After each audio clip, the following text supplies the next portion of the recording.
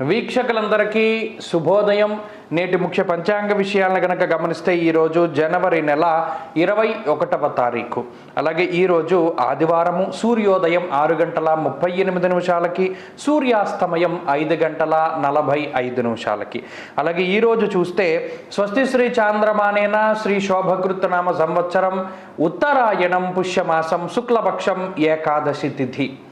ఈరోజు ఏకాదశి హేమంత ఋతువులో రాత్రి 9 గంటల 20 నిమిషాల వరకు కూడా ఏకాదశి తిథి ఉన్నది.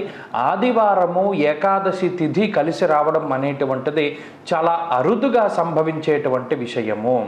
ఈ రోజును ఎట్టి పరిస్థితుల్లోనూ ఉపాసకులు వదిలిపెట్టకూడదు. అలాగే ఈరోజు ఉన్నటువంటి నక్షత్రం రోహిణీ నక్షత్రం. చంద్రుడు తన యొక్క ఉచ్చక్షేత్రమందు ఉండేటువంటి ఈరోజు చాలా పరమ పవిత్రమైనటువంటి రోజు. ఈ ఏకాదశి రోజున చక్కగా ఉపవాసం గనక ఉండగలిగితే, అందులోనూ ఈ రోహిణి ఆదివారము ఏకాదశి ఉన్నటువంటి రోజున కానీ ఈ ఉత్తరాయణ మహాపర్వణ పుణ్యకాలంలో ఎవరైతే వెంకటేశ్వర స్వామి వారి యొక్క వ్రతం కానీ సత్యనారాయణ స్వామి వారి యొక్క వ్రతాదులు కానీ చేస్తారో ఆ వ్రత సిద్ధి కలుగుతుంది అనడంలో ఏమాత్రం సందేహం లేదు. ఆదివారం ఏకాదశి కలిసి వచ్చినటువంటి ఈ రోజున అటు వారాధిపతి సూర్య భగవానుడు, అలాగే తిథి ఏకాదశి తిథి మనం ప్రత్యేకించి చక్కగా ఉపవాసాది దీక్షలకు ఉపయోగం చేస్తాం. ఈ రోజున చేసేటువంటి ఉపవాసం వల్ల ఆయురారోగ్యాలు కలుగుతాయి, ఆరోగ్యం అనేటువంటిది కలుగుతుంది. కాబట్టి ఖచ్చితంగా ఉపవాస దీక్ష చేయండి. అలాగే ఈరోజు రోహిణి నక్షత్రం ఉన్నది. యోగ కరణాలని చూస్తే శుక్లము వణి భద్ర యోగ కరణాలు ఉన్నవి. ఈరోజు అమృత కాలము రాత్రి 2 గంటల 30 నిమిషాల లగాయితూ 4 గంటల 5 నిమిషాల వరకు ఉన్నది. ఈ రాత్రిపూట వచ్చినది అమృత కాలం, పగలు లేదు. అలాగే ఈరోజు ఏ విధమైనటువంటి వర్జ్యాలు ఉండవు. ఆదివారం నాడు కేవలం దుర్ముహూర్తం మాత్రం ఉంటుంది. ఈ దుర్ముహూర్తము 4 గంటల 16 నిమిషాల లగాయితూ 5 గంటల వరకు ఉంటుంది.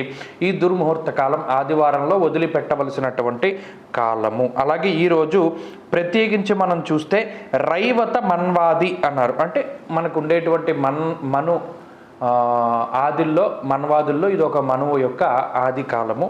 అలాగే ప్రత్యేకించి ఈరోజు పడమర దిక్కు ప్రయాణం అనేటువంటిది పనికిరాదు. ఈరోజు ఎవరైనా పడమర దిక్కుకు ప్రయాణం చేయవలసి వస్తే ఉత్తరానికి వెళ్ళి పడమర దిక్కుకు ప్రయాణం చేయవలసి ఉంటుంది. అలా చేస్తేనే కొద్ది వారసుల దోషం అది కూడా తొలగిపోతుంది. అలాగే ఈరోజు ఎవరైనా నవజాత శిశువులు గనక జన్మిస్తే వారు ఖచ్చితంగా శాంతి చేయించుకోవాలి. ఎందుకంటే రోహిణి 4 పాదాలు కూడా శాంతి నక్షత్రం కాబట్టి 4 పాదాలు శాంతి ఉంటుంది కాబట్టి వారు శాంతి చేసుకోవాలి. అలాగే ఈరోజు వారాధిపతి అయినటువంటి రవిగ్రహం మకర రాశిలో సంచారం చేస్తూ ఉన్నారు కాబట్టి మేషరాశి వారు, అలాగే సింహరాశి వారు, అలాగే వృశ్చిక రాశి వారు, మీనరాశి వారికి ఈరోజు చాలా అనుకూలంగా ఉంటుంది. అలాగే ఈరోజు చంద్రబలం ఉండేటువంటి రాశులు వృషభ రాశి, కర్కాటకం, సింహం, వృశ్చికం, ధనస్సు, మీనం. ఈ రాశుల వారికి కూడా చంద్రబలం అధికంగా ఉండడం వల్ల ఈరోజు తలపెట్టినటువంటి కార్యక్రమాలన్నీ కూడా చాలా దిగ్విజయంగా పూర్తి అవ్వడానికి అవకాశం ఉంటుంది.